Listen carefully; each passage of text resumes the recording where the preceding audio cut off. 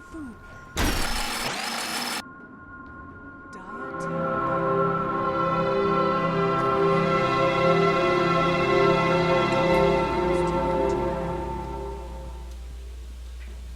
Hello and welcome, ladies and gentlemen, to a Beyond the Summit presentation, bringing you guys a game from the Dota 2 Super League. This is going to be Vici Gaming versus Tongfu. Going into this, I believe, best of 3 series. This is going to be game 1 here, and it's going to be these two teams facing it up for, of course, the Dota 2 Super League, which is a very, very massive event in China. It's for the Perfect World launch of the beta over there, trying to get some notoriety for that, and some amazing teams going back and forth. We've got LDD, Vici, all these different high-presence Chinese team, of course, IG as well, and it's just going to be for a gigantic cash prize. So, starting things off here, I myself am Blaze. Joining me for this cast here is Vikraman. How's it going, man? Привет, русские зрители. Этот каст будет по-английски, но мы вас не забудем. Hi, Blaze. How you doing today? Doing pretty well. Let's get this multilingual on. Yeah. I'll just do the entire cast in Russian. You do the entire thing in English, and we'll both do play-by-play. I think this will work. Excellent plans. So, I'm really excited for this game. I actually think that in this group, for the Super League, these are maybe the two most evenly matched teams right now. They're two teams that are performing extremely well lately. They've really been on an upswing. Tongfu, obviously, they have the direct invite to TI3. VG, they're in Group B for the TI3 Eastern qualifier, so we'll see them play in the next few days as well. And I have no idea which way that this best of 3 will go. I think both teams are extremely strong. It's just a matter of will they be able to play the style they like. Yeah, honestly, there's a lot of different ways that you can play the game here. Right now, Wisp is being banned out, which is generally an interesting thing to see in the Eastern scene, but up against Vici Gaming, who kind of have that more aggressive style, it's not surprising whatsoever. So we do see right now, picking up the Bat Ray and the Lone Druid, going to be able to do a lot of single target pick-off potential, either with Blink Force Staff with the lasso initiation, or potentials for like first hit, second hit, and tangles that'll lock down people. But it does allow Vici Gaming to pick up the Clockwork, and CTY probably going to run that mid lane. He plays a mean clock, and that's going to be a very threatening force to be reckoned with. Also taking it out of the hands of Mu, I believe, who is also capable to play that just to amazing extent. So they're going to combine these together. Technically, they could run. We've seen a lot of the Western scene run Clockwork as a support, and Rubik is definitely the one to synergize with him, using telekinesis to put them inside the cogs or set up the cogs is a very powerful combo. But no matter how the Clockwork is used, he's going to be a very effective initiator when it comes down to the mid game. Yeah, basically what VG have done with their draft here is taken away 2 key heroes from Tongfu. So I don't know if you had a chance to... Folks may not have read the summary that we put out on Team Liquid for the AMD Premier League, but basically 2 heroes were key to Tongfu not dropping 1 game across their entire championship run in that tournament, and it was Gyrocopter and Clockwork. It's not so much that VG love the Gyrocopter so much. Basically, they usually put ZSMJ on any sort of mid-game semi-carry, like Gyro, Juggernaut, Lifestealer, and that's where they are most successful. It's more that this takes away the 2 best heroes that Tongfu has been playing lately. In the AMD Premier League, their Clockwork record was something like 8, 1, and 10, and that's the average performance. And their Gyrocopter was similar. They averaged like 670 GPM or something on that hero. So VG here, they take heroes that they like, but more importantly, they take some of Tongfu's favorite heroes away from them. And so Tongfu will have to scramble for the right hero for Hao, the right hero for Mu. Obviously, they have the Bat Rider here, but it's maybe not as great as their performance on Clock and Gyro. Absolutely. Now, at this stage, the pushing presence is certainly going to be there for Tongfu, being able to edict or just maul down with the demolish on the bear. They're going to be able to put pressure on the towers early, and that's going to allow them to kind of accrue a large gold advantage at the early stage of the game. That's going to allow Lundra to move in towards bigger and better items, whether Armlet or Maelstrom or whatever he really wants to go for, hard right-click potential, and a lot of attack speed along with that. But I don't think they're going to run Lundra as their only core. They probably will be looking for a carry beyond that to compete long-term with ZSMJ, as difficult of a feat that as that may be. That's definitely what they're going to be trying to do is, of course, getting not only an early and mid-game advantage, but also making sure that they can benefit enough and scale enough into that late game to still be relevant. So there are going to be some interesting bans coming out, specifically the Silencer. Is that a hero that you see commonly picked up back and forth? It's much more commonly picked in the Chinese metagame. So Tongfu have run it as a support pretty frequently. IG run it as a support. In fact, VG might still be smarting from a game a few days ago where they lost to IG and Chuan on Silencer went 9-1, and this is from the support role. So it's very, very strong, especially against heroes that need to sort of cast spells mid-fight to be useful, which does include Gyrocopter, especially if it goes long enough for him to pop Flak Cannon twice. Obviously, Rubik. VG need to be able to cast their spells, and a Global Silence can completely screw them over early in a team fight. So I think this Silencer ban is actually really smart. Yeah, so I think there was a small issue with my microphone there, but switching it over to this one here, because I don't know exactly what's going on with my current one. Sounds better to me. Yeah, we'll go with this one for right now. Probably in between game 1 and 2, we'll fix it up and go with what my standard microphone's supposed to be. But for right now, yeah, just going and switching it up. What are we looking at here? We have the Visage, of course. He's going to be picked up here in a supportive mindset alongside the Rubik and Gyrocopter. A lot of potential there, as the Soul Assumption damage output is just going to be a major thing for them going on through making sure that they can pretty much synergize Fade Bolt and Rocket Barrage. As soon as those two spells come out, the Visage should be at 3 souls, and that'll be a huge burst early game in their Trilane versus Trilane.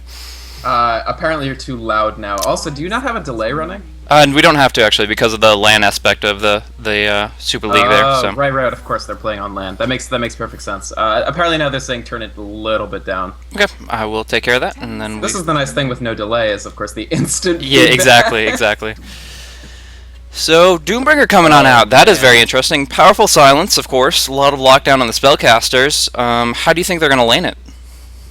So this is that's actually an excellent question. What one option is just the safe lane Doom played as the carry for How, and then 2 supports, Bat Rider mid and Lone Druid in the off lane. I think that is most likely. Of course, Doom is a hero that's fairly versatile, depending on what the other team is running as their mid. Doom versus Clockwork is not that horrible of a matchup, although Cogs, now that it's buffed, is just going to screw you over so hard. I think most likely How Doom on the safe lane. Yeah, okay. I could see that. It definitely would set them up to kind of move in the direction of giving him farm priority, and therefore allowing him to benefit, of course, from his consume and other ways to accrue a large amount of gold very, very quickly. What kind of build-up do you think we're going to see? Is it going to be mobility, like drum phase type thing, maybe Necronomicon? How do you see Doom at this stage? Obviously not probably going for a Radiance Rush. Probably not Necro. It's most likely just going to be sort of, it's tough to say. He's been picked up a little recently, but I haven't personally seen any of the games. So it's a hero that, because of his fast gold input, he's kind of like Alchemist, except less so, just because Devour increases the rate at which you accrue gold.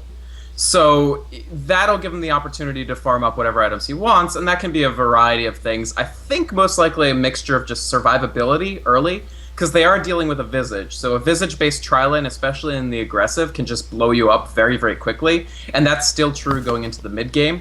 And so I think if this is a How Doom, he's going to have to pick up some survivability and then just auto-damage, in my opinion. So, at this stage, they're pretty much guaranteeing ZSMJ is going to be on the Gyrocopter. We're going to see, most likely, CTY's Clockwork. How do you think the puck is going to lane? Is that an off-lane puck? Or? I don't think it's CTY Clockwork. Okay, XCT Clockwork, and the CTY is going to take a puck in the mid. Right, so VG actually has 2 players, both of whom play Clockwork very well. XTT plays all of these sort of classic off-lane heroes, so Clockwork, Weaver, Nature's Prophet, etc., etc. And so I'm not surprised to see him here. Once they picked up the puck, it was almost ensured. CTY plays puck more so than... I've never seen XTT on puck, at least in a professional game. And adding puck just really meant that even if they wanted to send the Doom mid, which I didn't think was tremendously likely, that he wouldn't actually be able to actually survive in that lane. So puck mid, it's an opportunity for CTY to get the sort of big game impact that he typically goes for. It can blink around a lot. There is some potential food for him, so obviously Leshrac is a low survivability hero that the puck can prey upon. But the flip side is the Storm Spirit, if Mu does well in lane, and we actually are going to see him on that Storm Spirit, he could be extremely consequential in this game, just running in and picking off the multiple sort of flimsy heroes that VG has. Yeah, that could be pretty interesting to see that kind of go, their aggressive style, and just see how they can kind of turn it against them. Trying to bring down really, really quick single target emphasis is really what we're seeing here. Of course, the Storm Spirit able to jump in and get the pull, the Electric Vortex on one individual, and then the Bat Rider has so much potential to control enemy positioning, so it'll be a little bit back and forth. But if they overextend, there's a lot that VC Gaming can do to punish them. I mean, we see, of course, the Puck's Dream Coil, the call down from Gyrocopter. If they dive underneath the tower and there's just too much for them to deal with, honestly, VC could pick up a couple free kills just sending damage right back the other right direction, especially with heroes like Visage on their team. Absolutely. Sorry, I'm just adjusting my own volume, but apparently your stream says you're still a little bit loud. Okay. Yeah, that's just, unfortunately what happened was I've actually picked up the wrong microphone. For some reason it was defaulted to the wrong one here, so I'm just running my headset mic, which is something I haven't done for many months. But anyways, just going to do it for this game here so we don't have to restart the stream or anything. Either way, should be kind of back and forth in the mid. Right now we do see a Rubik picking up that illusion rune, kind of roaming around, but C2Y is just going to get a little bit of help there, harassment on Moo, kind of back and forth. But as far as rune control, Puck, of course, is going to be the king of that. Using the orb and jaunt, he'll be able to close the distance much more rapidly than Moo until that level 6 comes out. One thing that I'm going to be watching with interest is what they actually do with King J. So, he looks to be in the solo lane role. Obviously, Batrider is a hero that can then pop into the jungle. I think they may start him out in the jungle here and then move him up to the solo lane, just because I really don't think Batrider has a very good chance of surviving here. As soon as FY lifts you with that Rubik, you're... as Batrider, you're just going to die, because the SMJ will pop the Rocket Barrage. That means basically 2 free Soul Assumption casts. So you can see that Fenrir on this Visage actually went Soul Assumption first, so at level 1, and that already gives him a fairly powerful nuke that he can probably use twice in the time that Batrider would try to Firefly away. Alright, well, I guess during this pause, since we do have possibly a decent amount of time before we get on to the next one, I might as well just fix this mic issue so that we don't have to have all these weird little level issues. So I'm going to go ahead and work on that, and if you want to commentate for Dota TV for just a minute and a half, we'll be getting on into, as best as we can, the commentary back and forth. But just go ahead and do that, and I'll try to fix the mic real quick. Okay. So, I think there's a bunch of interesting dynamics. Obviously, whenever you see something like a Doombringer, it changes things up substantially. What we do actually see is Sanshang is on the Doom, and that's one of their support players. So Tongfu have made a bunch of interesting choices. They have the the safe lane farming Lone Druid for Hao. So Hao's a very, very good farmer, one of the best actually. Interestingly enough, ZSMJ, the carry player for VG, used to be very, very famous for having more farm than just about anybody. But in the one position matchup here, I kind of favor Hao. I just feel like he's a slightly stronger farmer at this point in time. So this Lone Druid will be getting big. We have potential to fights. They picked Puck into this, so VG obviously feeling confident. But if that Puck does get landed by a huge Doom in a fight, Puck is completely useless. Nobody picks Puck for his ability to auto-attack people down, and so if Puck gets silenced, it might be a huge deal. This might be a game, consequently, in which you see something like Lincoln Sphere on the Puck, even, just to sort of avoid that Doom. I don't know if we'll see that choice, but it is one possibility. Lincoln Sphere is always a greater priority in games where you're trying to face up Doombringer. So currently XTT just surviving up in the solo lane. He's actually doing fairly well. Because the Doombringer provides almost nothing to the lane in the first couple minutes, you can bring your solo laner over and not really worry about them being able to get XP. So you can see he's halfway through level 2, whereas King J has to rely on jungling for all of his experience. And we are seeing a lot of pressure down on bottom here. We're going to see them trying to bring down this tower in no time at all. They're going to be able to go with the Edict and the Bear right-clicking down pretty quickly, and XTT can only do so much here. Cogs and Rocket Flare does provide some counter push, but not going to be all that much back and forth. Right. Apparently you sound better, so... Okay, now I have to figure out the Dota TV part, since I don't think that registered with the mic change. Oh, well, that's okay. Yeah. We do have a smoke gang coming in, so they're going to go for the first blood here. FY trying to walk up to Moo. It looks like Moo may escape here, so very, very good instincts. VG are a team that really, really relies on getting an early kill lead by using their dual roam. We see them do this all the time. They leave ZSMJ alone, so he goes up into the... here they have in the safe lane. He's alone. He's getting farm, and FY and Fenrir are out trying to get kills. Now, they used a smoke and they did not pick up the first blood, and I think they really wanted to secure an advantage against Moo here. The fact that they didn't get it is actually pretty bad for their plans, because this game, in my opinion, is really about who enacts their plan in the early game. Tongfu, like you mentioned, usually goes for something like a tier 1 tower very, very quickly. It clears them out a little bit of map control, it creates space for how to farm, and it gets them a big gold advantage for basically everybody across the team. VG, meanwhile, look to get a kills lead early, so they play very, very aggressively. They're actually one of the most early game aggressive Chinese teams, and that comes from the fact that FY and Fenrir are such a strong roaming pair. But for that to happen, FY needs to be able to catch people out with telekinesis, and so I think he's got to go fairly early boots to make this happen. Yeah.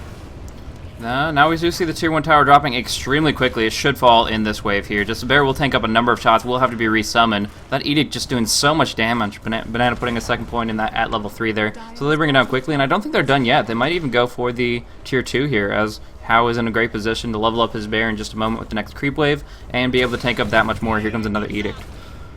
Yeah, so there's just very little that XTT can do about this. Furthermore, there's not much that the team can do about this. So they can try to rotate supports over, but adding something like a Visage is not going to counterpush this lane at all. Visage doesn't have fantastic auto attack damage, no particular AoE to clear the wave. The best you could do is threaten the team enough that they just peel off and are afraid of getting killed. So there's going to be a threat to this tier 2 tower pretty soon.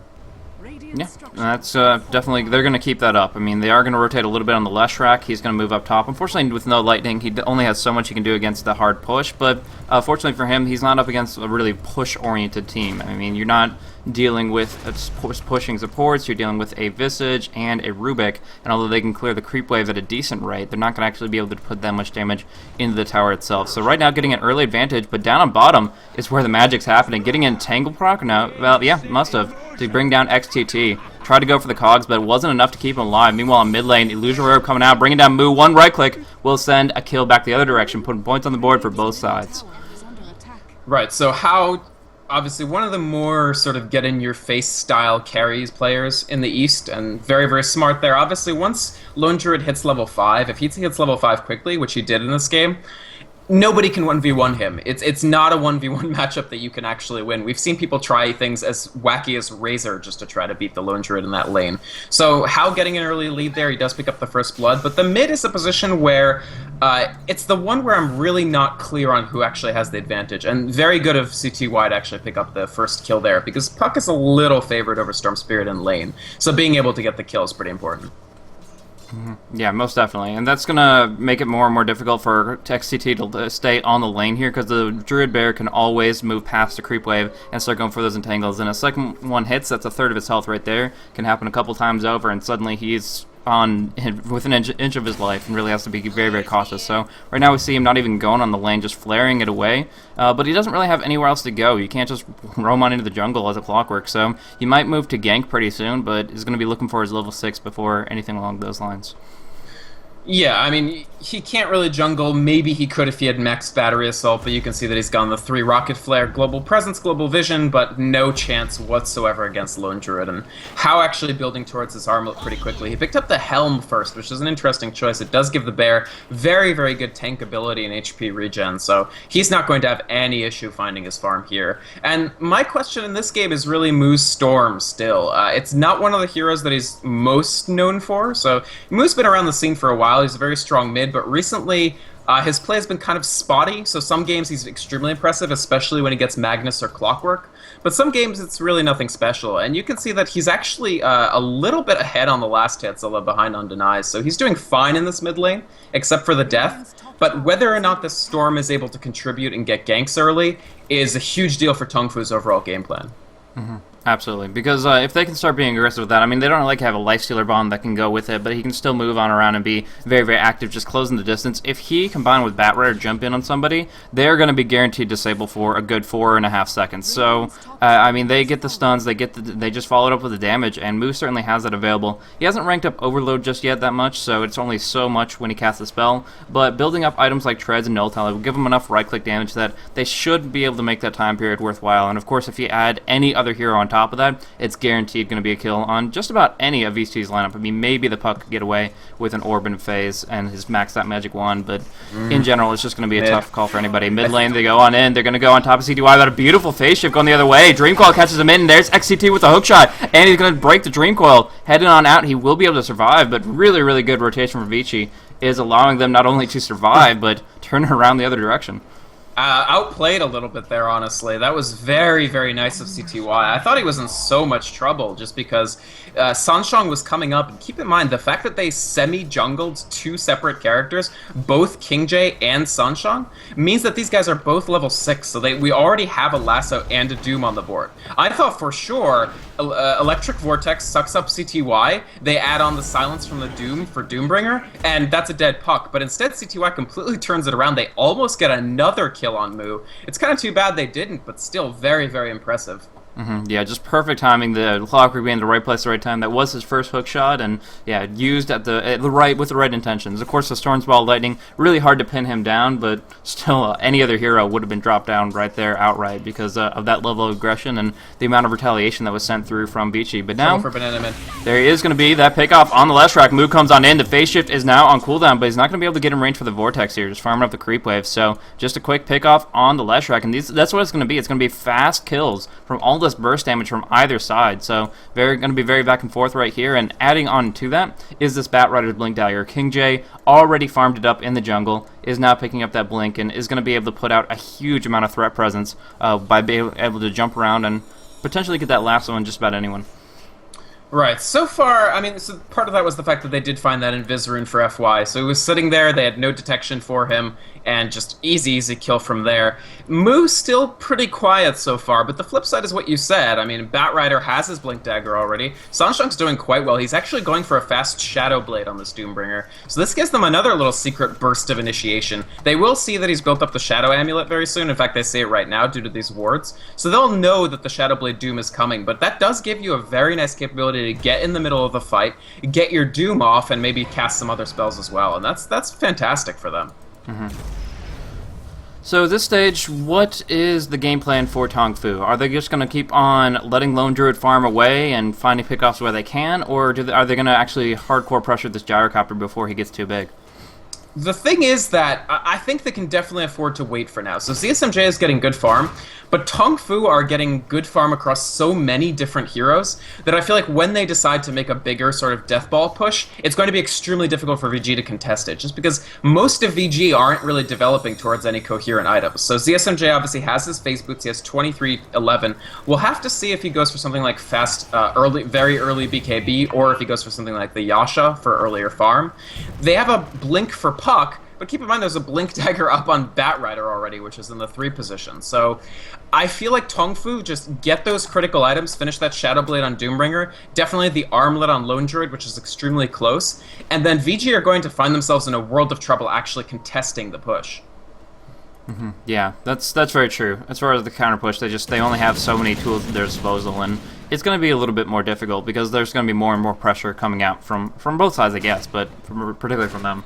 As far as the goal graph right now, we do see about 1,800 in favor of Tongfu, but the experience, yeah, only going to be sitting at 700. So at this stage in the game, not major differences between the two there. They're just kind of getting farm where they can, but it's about the spread that I'm kind of looking at here. If we look at the net worth specifically, we see that there's some, yeah, of course, low value supports, such as the Visage and Rubik, picking up nothing more than boots and a little bit beyond that, maybe the Arcanes for Rubik. But right now we do see ZSMJ topping out at 5,150, and above that also Puck is CTY is picking up 4,600. So both of them are winning out their lanes compared to the other number 1, compared to the other number 2, and that could be a really big impact because we do see CTY picks up his Blink Dagger, while the most likely Orchid from Storm Spirit is going to be a long way away. Right. One thing that I do like from VG today is ZSMJ has received some criticism recently that his farm just isn't really up to par with some of the other carries in this scene. But in this game, his farm has been excellent. So he's averaging over 7 last hits a minute. He has gone to the stack jungle now, but even before that, he was doing very, very well. Actually substantially out-farming Hao, even though they've both had very easy lanes. So you can see 92 last hits for the Gyrocopter, 75 for the Lone Druid. Jungle accounts for quite a bit of this, but still, if he's even able to stand with Hao, that's fantastic. We do have Batrider and Doombringer smoked up, but they didn't find XTT because he's playing very, very cagily and defensively. And that's the thing. There's a gulf starting to form between the 3 and 4 positions on VG and the 3 and 4 positions on Tongfu because Tongfu has been able to use this jungle. So now in this point, pretty much they're going to be looking for small openings, chipping away at the opposition. Right now, only 3 kills on the board in total, and I think that VC would like to be able to go for a little bit more pick-off-oriented play. Of course, they're happy to turtle it up and make sure ZSMJ gets plenty of farm, but now that he has his Shadow Blade, they are going to change their strategy a little bit. They're starting off with a smoke here. They're going to go in very, very aggressive, and they might be able to find a pick-off either on Banana on the high ground here. It looks like they're going to go in for the jungle. So they currently, the Radiant don't know about this. They have absolutely no way of seeing what's coming, and I don't think this is Smoke Roche. I think this is a Smoke Gank, and so they're just trying to find the right positioning. Right now, baiting a little bit with XTT, but gonna swoop on down towards that bottom lane, Or are they actually going to be waiting out for the Roshan possibility? Right now we see the Spear Bear coming in. Armlet active, but not dispelling the smoke just yet. They have about 5 seconds on it, but unless this creep wave is destroyed immediately, they're going to be revealed here.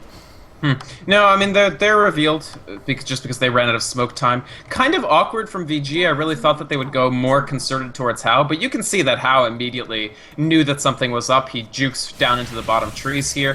VG may just try to push with this, but it looks like it's going to be a tower trade, so probably mid for bottom, and I don't think that actually favors VG, that trade. Plus, they spent a smoke to get it. I don't know, a little bit awkward. This does get them access to the jungle, which is very important. As we said, Tongfu has just gotten a little more out of their jungle than VG has so far, so getting the tier 1 tower down is important to try to clear that out. We do have a rotation from FY, but I don't see how he can possibly defend this tower. Yeah, so there's really not too much to be done with that specifically. One thing I want to mention is Hao's movement. When you were talking about how he kind of had a pretty good idea of what was going on with the smoke, what he ended up doing, not only turtling underneath his tower, but he sent out his Spear Bear all the way out to the mid near the tier 3. He always scouted out all the way to the mid lane there, making sure there weren't any people just hiding out of their vision in the fog of war. And by knowing they weren't visible in that sense, he knew they had to be smoking, and that's why he stayed in his position and ended up actually TPing to the mid lane just to make sure he wouldn't be dived under his tower. So just great movement from Hao, very, very secure conservative play, and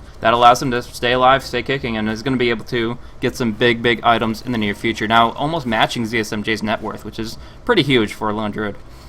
Absolutely. I mean, as you pointed out, Hao's very, very, very good game sense. Last year at the International, he was more of just sort of a balls-to-the-wall aggressive carry. Now I feel like he's rounded that play out, and he's both a very good farmer, good game sense, ability to be in the right place at the right time, and aggressive when he needs to be. Right now they're just warding VG off from their mid tower. I don't think VG can actually pursue this too heavily, and yeah, they do back up, which makes sense to me. I'm not sure. Unless VG get a good initiation, I don't know how they actually convincingly win a fight. They've got this Shadowblade on ZSMJ, and he's building towards BKB. I think the BKB changes things somewhat, and it's going to make them feel more confident. But until then, if they can't find like a free tower pick-off, I don't think they can just take 5v5s. Yeah, that's a good point to make. I mean, in this situation, there's the limited potential to go in as a whole group when there's so much potential for counter initiation, so much potential to be locked down. And we do see Sansheng picking up a Shadowblade of his own. You were kind of talking about diverse item builds where he could go for a little bit more aggression, in this case, a lot of attack speed, a lot of attack damage to come out, and that can happen in a pretty quick burst. Synergizing that with the Centaur's Stomp, if he has enough mana to support it, means that he can just come out, do a huge burst of damage, and then Stomp to make sure that he gets about 3 more right clicks in, which obviously adds up very, very quickly. So we'll see what impact it makes, but for right now, just roaming on about, he will be looking for kills in the near future. Because this Doombringer is a 4-position Doombringer rather than a 1 or a 2, he's not going to be doing that much right-click damage, which means the spellcasting and being able to get your stuff out is paramount. And I think Shadowblade is great for that. It does give you a little bit of a substantial amount of extra right-click oomph, but what it also gives you is very good initiation positioning and making sure that you can cast things like Doom and things like, in this case, Ensnare, without having to worry about just getting locked down by, for instance, a Waning Rift. Yeah, actually that's a good point. As far as that counter initiation, I'm sure they'll have some sentry activity. I mean, they're already putting some up on the Ancients. Interesting that they're not actually killing this ward. They saw it, they started right-clicking, but they fell back, didn't feel comfortable about this position, I believe. Fenrir, really, like, normally you see a ward, you go for the ward, guaranteed, but in this situation, he lets it stand, knowing the potential for them to actually punish him for being that far out. It's mostly the Bat Rider with Blink that you just have to always be aware of where they could be, and there's so much positioning tricks that they can do with this Bat Rider, especially considering it's daytime. He's got that insane Firefly vision. Actually, Firefly vision pretty insane at night too, because Volvo, please fix. But in the daytime in particular, just you can initiate from an insane range away, and that really gives them just the opportunity to pick off VG players so easily. And VG doesn't want to fall in kills this early. They know that they're giving Tongfu quite a bit of space, and they don't want to give them even more space than that. Just good methodical play from VC Gaming here. They go for a Sentry Ward up on the high ground before going for the smoke. Now they're going to find out King J going in for the phase shift and the Dream Coil. He is going to get locked down hard. Just good movement, perfect timing. There's no way the Bat Rider could see that coming. And yeah, they get a nice little pick off there. But they do let Tongfu have a little bit of time as a whole. I mean, the Lone Druid has been farming away, has the Cloak, as well as the Atom Seeds always had on the Lone Druid, but most importantly, I think, is this Orchid on Mu. If you can get an Orchid on a key hero, if you can pick off Rubik before he can cast a single spell, if you can stop Clockwork from cogging away, or most importantly, the Puck from phase shifting and jaunting out of a bad position, then suddenly you just change the pace of the game. You get so much gank presence for yourself, and of course, it's a great item as far as stats go for the Storm Spirit as a whole. I'm kind of perversely fascinated by these boots choices for VG. So they have no sustain. They're basically a find people out, kill them, and just hope to win the game through that. Because you see two heroes who very frequently go Arcane Boots. Neither of them are going Arcane Boots. So XTT with the Power Treads and CTY with the Power Treads. I might see one of them go Power Treads, but I'm surprised that it's both. And this means that they will not be doing any sort of sustained pushing. It's just going to be sort of pure, let's kill you and let's make sure that all of our heroes are beefy and can do damage. Yeah. I mean, a little bit of extra tank goes a long way here. I've heard Bulba, his Clockwork, he talks about the Bracer plus Treads combo being probably the most efficient usage of gold early game for a Clockwork to be able to initiate more aggressively. But on top of that, they're up against some pretty hard lockdown. They're up against the Doom, which, of course, you can't do anything during, so you might as well have a high static health pool so you can at least get back to your allies to be denied or even fall back to survive. If that's possible. And along with that, then the Storm Spirit, the Bat Rider initiation, they have a lot of lockdown, but they only have so much damage right now. The Shadow Blade, the right click from Storm Spirit, it's scary, but it's not insurmountable. So by having that high HP pool, they might have a lot going on. Jumping on into Blink, they're going to be a Clockwork, unfortunately connecting onto Puck. CTY blinking in forward, trying to find a coil, but unfortunately it makes sure that neither one will be able to initiate on that. Yeah, that's unfortunate. I think they actually had a very, very favorable position there if either CTY had gone in faster or the hook had actually latched, but instead a rare misplay from this Puck player, really. Nice use of the Skeleton Babies to... Sunshine is really using these Skeleton Babies for all they're worth. Like, he's using them for map positioning, scouting, farming. It's kind of fantastic. I love that he's been holding this Dark Troll Summoner for so long, because Ensnare is great, and these Skeleton Babies are great, honestly. They're smoking up, so they want to fight now. Yeah, a lot of potential there going in the Shadow Blade front lines of Doom. If they can get a Doom off on Puck, then he's going to have a lot of problems here. CTY on the front line. They're going to go right on him. There's the Doom. There's the Lasso. That's a dead Puck 100%. But how about the rest of them? ZSMJ with the Calden with the flat cannon. Turn around on Mu. He does drop down. Nice stun timing, and they do bring him down along with the Doombringer underneath the Sentry Ward with the Cogs. Really, really good turnaround for them, even though they lost CTY, their main initiator here, without being able to get a spell off from him. Either way, going in forward, they have the hook shot. The Bear trying to prevent him, but here he's going to get a bead on Banana. There's the Vision, going to connect onto Banana here and lock him inside the Cogs for the kill. There's going to be some... Oh, no, you can't even get that off. Cannot cast a single spell with the Battery Assault active. Yeah, Battery Assault completely stuffs everything Leshrac can do. You used to be able to Edict under it because Edict had no cast point, but ever since they added the traditional Leshrac slow as heck goat jumping up cast point to it, it's just you can't do anything under the clock. That was really sloppy from Tongfu, actually. Uncharacteristically sloppy. They used 3 ultimates just on one player. CTY, like, the Doom is enough. Like I said, once the Puck is doomed, like, oh man, that Puck auto-attacks for so much, we gotta lasso him. Well, not really. You want to use the lasso on the gyrocopter. I don't know, that was miscommunication, really. They used both the lasso and the Doom, and they only needed one. I 100% agree with you there. The lasso had to go on the gyrocopter now. He has his BKB, and there's just nothing to shut him down other than the Bat Rider. And that means they need to make sure every single time CTY is the subject of that Doom. Actually, speaking of him, he's up on top. Orchid will do a lot of damage here. Will be enough to finish him off with all that damage from the Storm Spirit. Mu initiating very well with Vortex and Ball of Lightning. But yeah, ZSMJ, he is going to be the target to lasso every single stinking fight. Pretty much any fight they don't lasso him, they're automatically going to lose. Every fight they do lasso him, they have a good shot as long as they initiate appropriately. Yeah. Now the thing is, Mu, even though he didn't have the easiest mid lane, he was very, very good in terms of finding the last hits, even though he got picked off once. And he hit a very quick Orchid, so something like an 18, maybe even a 17.5 minute Orchid Malevolence. And that's very, very strong when you're matched up against a Puck. I mean, it gives you a pseudo Doom on that Puck. And you could just see that was a pretty easy 1v1 kill for Mu. He's now sort of got a... I think he has the level advantage by, he's got the level advantage by 2 over CTY, in addition to a fairly substantial net worth advantage. So, like I said, the Storm Spirit, whether or not they're able to actually use him, is a big deal for whether Tongfu can win this game.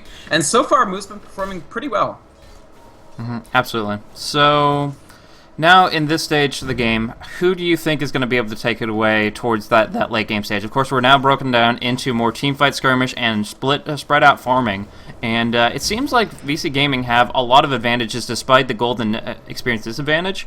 But as far as how the team play and the coordination has been thus far, who do you think is going to have the most potential when it comes down to the full 5v5s? So far in 5v5s, I think VG have looked stronger so far in this game particularly. In general, I've actually been very impressed with the 5v5 capabilities of both of these teams in the past, so it's kind of hard to say whether Tongfu will sort of pull it a little more together. I would expect them to, just because the last fight I really feel like was uncharacteristically poor. I want to see more from FY on VG's side. This is normally an extremely consequential team fighting support for them. FY has had just incredible performances in the past, including on Rubik. So I would love to see this Rubik get into the action a little more. He does have that level problem right now, but that could be a key for them. And then on Tongfu's side, as long as they split up their ultimates, I think they just start out teamfights with a big advantage. Yeah, absolutely. When the puck and the gyrocopter are fully disabled, it kind of comes down to the positioning of XTT's cogs and the movement from FY on this Rubik. If he can steal something like a Doom, or even just a split or something from the Leshrac that doesn't have any cast animation delay, then he's going to be able to really, really do a lot in the fight. He has quite a few different options here. From the Storm, Leshrac, Doom, or Bat, all of them have great spells to pick off if you just time it appropriately. And yeah, it's going to be on him to get the spell steals off and be in the right position to use them to greatest effect. So I definitely like their potential there, and I can't write off the Vici either. Fenrir has a lot of potential. He is now bringing out a little bit of extra tank for himself. Is that double belt of strength? Interesting. So he's going for Treads plus Necronomicon, I guess. Yeah, Treads and Necro would be my guess. This is an interesting choice of the double belt of strength. This is like a hipster version of the double bracer build. So it does have more... The thing about Visage is he can flash farm okay with the familiars.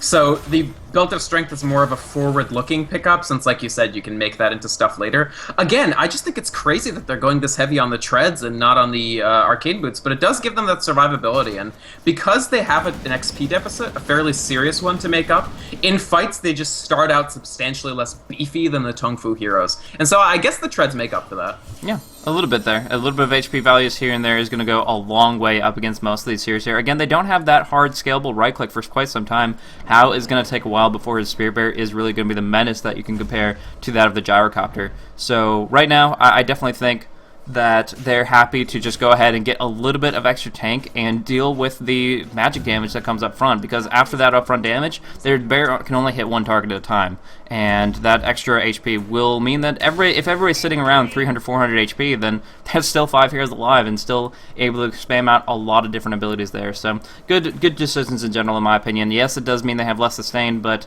as a whole, these aren't the most mana hungry of heroes other than the Visage, and their intellect will get better and better as they do actually come back on levels a little bit. Yeah, I'm somewhat surprised at the fairly passive pace of this game overall. These are two teams that, out of all the Chinese teams, play the least stereotypical. I hate this term because I don't think it's ever been true. Well, it was true in like 2010, but they play the least Chinese dodo, so to speak. So these are two teams that are both very aggressive. Tongfu pushes aggressively and looks for the sort of mid to late game dominance wins. VG usually looks for early to mid game wins, and I think if you had seen that Rubik Visage gank on the Storm Spirit in the first couple of minutes work, I think you would have seen a lot more roaming and a lot more attempts to pick off that jungle. And then VG would have absolutely dominated this game. If they could have gotten control of that jungle with their roaming supports, they would have won. I don't see how they would have lost. But because they weren't able to find those early levels and early pickoffs for Rubik and Visage, I mean, Visage is a hero you take to get those early pickoffs, the game is sort of slowed down. And I just talking about game plans. I think in that instant, Tongfu were already comfortable because they felt like, oh, like they're not screwing with our game plan. Mu's going to pick up a full Black King bar here, actually hiding it until he can get the full thing rather than buying some gradual components. It does mean that he's going to be able to go extremely aggressive in the next engagement and be relatively fearless. I mean, there are going to be some things that can lock him down, like the Clockwork's hook shot, but as a whole, he is going to be, as long as he doesn't get initiated on here, in a good spot to play aggressively. But now they're going on in, they know about this Black King bar, go and drop in the missile, he's going to zoom on in the trees, and we'll pop off that TP scroll. Getting out of there very, very easily, but yeah, they must have checked his inventory, and now we'll know that he has that potential to initiate very aggressively without really any recompense. Yeah, I'm pretty concerned for VG right now, just because you can see how confident Tongfu feel. They're still splitting up their heroes among all the lanes. They're still getting that farm and that development across almost every single hero. Whereas VG have been 5-manning for a little while now, and what do they have to show for it? Maybe a tier 2 tower? Yeah, that's essentially it. They're going back and forth. Now CTOI pulled on in with that Orchid active. Moo immediately pops that BKB. Great timing there. Cogs splitting up the fight, though. Everybody, there's only 2 people on the front line. Everybody else in the back. There's Entangle proc down to XTT. There's Sansheng getting bursted down hardcore. ZSMJ doomed up, but he's already popped the flat cannon, called down, and BKB, doing all the damage he could possibly want, bringing down the Storm Spirit Moo and looking for King J, but he will fall in the end. Lone Druid getting the last hit on that. Visage going back and forth with the Leshrac. Now we're going to see how Pursuit on FY needs the Entangle proc. 2 hits, 3 hits. There's the Entangle to lock down the Rubik. So they do clean it up here. Full 5 set of kills for only losing the Doombringer and the Storm. Yeah, 5 for 2, not a good trade for VG. I mean, considering how badly that started, they actually made some hay of it. ZSMJ, I liked the pop every ability before you inevitably get doomed strategy. Definitely a smart strat. He managed to get 2 kills. He came very, very close to getting even more than that, but unfortunately the support just wasn't there. CTY, the problem is he's just getting picked off early in these fights. Like the Orchid, the Electric Vortex, it's too much for him. You can see this Ultimate Orb. I actually suspect this is going to be a Lincoln Sphere and not the somewhat more typical Scythe of Vice, just because they have to have this puck participate. And right now there's just way too much stuff on Tongfu that makes sure that that puck can't get into the fight. Yeah, I could absolutely see the Lincoln Sphere coming into play here for CTY. I mean, there's Force Staff was not picked up for Batrider, not rushed out at least. He's going for the BKB first. So that means the Lincoln's is going to be very, very active, at least nullifying an Orchid or a Vortex. And at best, going to be going ahead and just taking out that Doom or that Lasso. I mean, there is still the possibility that Doom can negate it really quickly with his level death, but generally speaking, the timing, you're going to be able to dodge it out. If you see your Lincoln's pop, you're immediately able to just phase and blink on out of a bad situation. Yeah, I mean, it is an option for him to go something like BKB, but he just wants to be better safe than sorry against that Doom, or at least ensure that Doom doesn't focus on him. I don't know, it's tough. I mean, CTY has to do something. He's gotten completely shut down in like 3 separate engagements, so he needs something. The Lincoln's does give you stats on top of the fact that it gives you that 1 spell eat, so overall it's not a choice that I really disagree with that much. He can go the Scythe of Vice anyway, but I just feel like that means more dead pucks. Possibly. Could have a fight at the Roche. Yeah, it would really, really put a lot on CTY's shoulders to just completely stay on the back line until he's ready to counter-initiate rather than actually going in for the initiation as a whole. But yeah, we do see a little bit back and forth in the Roche pit here. I feel that with the Static Remnant Clear Vision, that Tongfu actually has a lot more control over the Roche pit than VC Game is comfortable with. So nobody's really going to go for that right now, just kind of trying to bait the other person to go on in. And in the meantime, it looks like Tongfu is going to take the opportunity to look for a push under the Sentry, where they know Sansheng is going for a flank with the Shadow Blade, and they might be able to punish it if they move in the right direction. But right now, Battlecry on the bear going and mauling down this tier 2 tower very, very quickly. It's going to fall. There's pops the fortification. ZSMJ with a Shadow Blade up. It looks like they want to go, but they just don't have anybody to go on the front line. Where's XTT is the question, and with this tier 2 falling, it's already too late. Going on in, Moo with the BKB, doing a lot of damage here. CTY did get doomed. A lot of damage coming out of him. He will drop down. Gyrocopter trying to do what he can. Will do a lot of damage to King J, but won't be able to actually close the distance to finish off anybody here. Now XTT popping off that Clockwork Hook will be able to bring down the Batrider. They might be able to get a little bit more now that they've bought back with a puck, but Moo just zooming on out of there with the ball lightning, no problem at all. And so everybody gets out by the bat. They take the tier 2, they force a buyback on the puck. Just tremendous victory for Tongfu. Blaze, I have a quick for VG. I think you mean it's got to be VG because Tongfu weren't able to take anything and they lost the bat. They took tier 2, they killed puck. It was buyback. Yeah, oh yeah, sorry, you're totally right. But I think they lost Roshan off of this is the thing. Yeah, that's the big question is whether or not they can follow it up. I mean, that's the timing of it. But right now, ZSMJ's BKB is on cooldown. He feels like he's just dead in the water if he gets caught out by a single Storm Vortex. So, my opinion is they took that away. So, I have a quick question. What the hell did King J lasso? Because it looked like he lassoed one of the Visage birds. Couldn't tell you. Yeah, so I'm pretty sure he lassoed a Visage bird, and that's when I was like, oh my god, this is another fight in which Tongfu aren't using their ultimates properly. Because if he lassos the right target, I think Tongfu have a much easier time there, but I'm pretty sure he lassoed a familiar, and you can't do that. Yeah. The one interesting thing for Tongfu is look at the amount of BKBs they're stacking. So 3 BKBs. Mu had one early, and then Sunshong and King Jae added BKBs. So that gives them 3 separate BKBs, and that means that only ZSMJ is going to be doing all that much damage to them when those BKBs are up. Now, all 3 of them used their BKBs in that last engagement, so the time is starting to tick down. But still, what is Vici supposed to do? What is Puck supposed to do when when 60% of the other team is magic immune? Yeah, it's a very, very limiting factor. Even that Scythe of Vice, if he does indeed. Oh, actually going on mid. CTY should be dropped down here. Orchid just too strong. XCT doesn't even get the hook shot. Mu dodges it out. Does get caught back, losing a bit of mana here, but just another clean pickoff. But yeah, when the enemy cannot be hit by magical effects, Visage and Puck's potential is very, very reduced. If he even goes for ambitiously for that Scythe of Vice, and half the team is just immune to the magic anyways, there's really not going to be much of an impact. We do see actually the Lundra Bear go in ban mode on this Roshan, and they feel that they can do it with the Puck unavailable. They know his buybacks on cooldown guaranteed, and they have all their ultimates up, so just scouting out with the Bat Rider, Nighttime Firefly is still going to give them plenty of vision, and they are able to bring it down in no time at all. Storm the one to pick it up, which is just great for allowing him to continue that aggressive spree. Yeah, that Puck kill, very, very useful. As you said, they had used the buyback in the previous fight.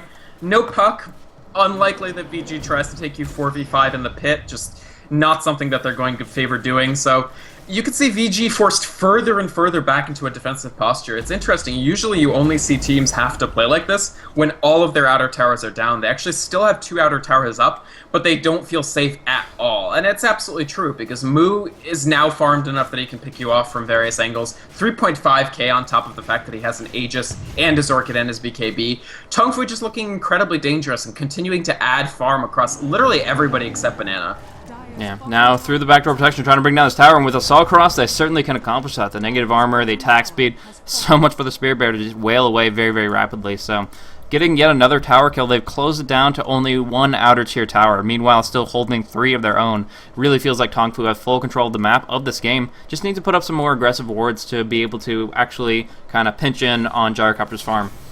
Yeah, and this is where you see the 5v5 really start to cost them. Like, the 5-man Dota. Like, VG have been clumped up as 5, close or into their base for, I don't know, 10 minutes now. And as a consequence, you can see there's just a kink in, like, the gold XP graphs. Like, you have basically a steady 5k lead for Tongfu in both categories, and then it just ramps up because they can afford to spread around the map, pick off farm wherever, get towers, they can do whatever they want, and VG have very little freedom to do anything. Yeah. Yeah, it's a fair point to make, is if they're caught out, if they're dealing with the fact that there are so many solo pickoffs, if they're worried about this Storm Spirit just being able to get solo kills over and over and over again, then that means that their only response is to be able to always provide cover, kind of have the buddy system at least. And in that situation, we're seeing that they're not able to find farm even when the fights aren't active. They're just kind of spread out, and it's not really getting too much accomplished. Now, one nice thing, XCT has picked up the hookshot Aghanim's, so he's going to be able to spam that out pretty frequently, 12 seconds, and as long as he has the mana to support it, he's going to be able to be very, very in and out play, similar to how the Storm Spirit likes to run, and get some great disables that will go through these Black King bars. So, does have some nice lockdown there. It will certainly help him kind of get a little bit more control over the fights, but it's still, he can't do it alone. They're going to have to get the Puck to actually get some spells off in these fights rather than being Orchided or doomed outright. Bottom. Yeah. Interesting situation here because Hao's nowhere near it. Oh, BKB pops off on King J. He's going to go ahead and just go for the lasso. I think it was stolen by the Rubik, but there is that splitter. There's too much damage for the Puck. XCT comes on in, but it's too little too late once more. Cogging back Banana. No HP, no mana for him. Lasso was actually used by FY, but not going to work out. ZSMJ was doomed. Mu closes in for a double kill. Now going for a triple. He gets all 3. Perfect movement from Mu, following up on Sancheng's damage output, and my goodness, that was just a very, very clean swing for Tongfu. Yeah, that was bleak, honestly. That was nothing went right for VG there. Tongfu finally split up those ultimates. They did steal the lasso, which was good, but then they had nothing to follow up because ZSMJ was retreating and doomed, and CTY was getting picked off quickly as usual. Nothing against CTY. He's just so weak right now relative to the field, relative to the people he's trying to compete against. On levels, this is a level 14 Puck against a level 21 Storm Spirit. Like, how are you going to survive? You won't. And here we have Tongfu chewing through the remnants of VG's base. This bear is now at insane proportions. I was going to mention this, how it was just casually worked through backdoor on the tier 2. Like, backdoor wasn't even a thing, because this is a bear with MKB, Maelstrom, Assault, Cuirass, Armlet. Like, there's just no way. There's no way to defend against this. Yeah. I think it goes back to the early game, honestly. Yeah, I mean, Hao had a great time period in the lane, and every time that he was under pressure, he was smart enough to deal with it. I'm not sure why they didn't send one more right click for the range racks. That seems a little silly. But beyond that, yeah, no, Hao, his positioning, his timing, and realizing how much threat he was under at certain periods of time during the smoke, so on and so forth, they realize it's just too much. They called GG here. They've lost 3 racks, about 4 racks, and they're so far behind. The Monkey King bar pierces on through the Gyrocopter's evasion, so he can't go head-to-head with him.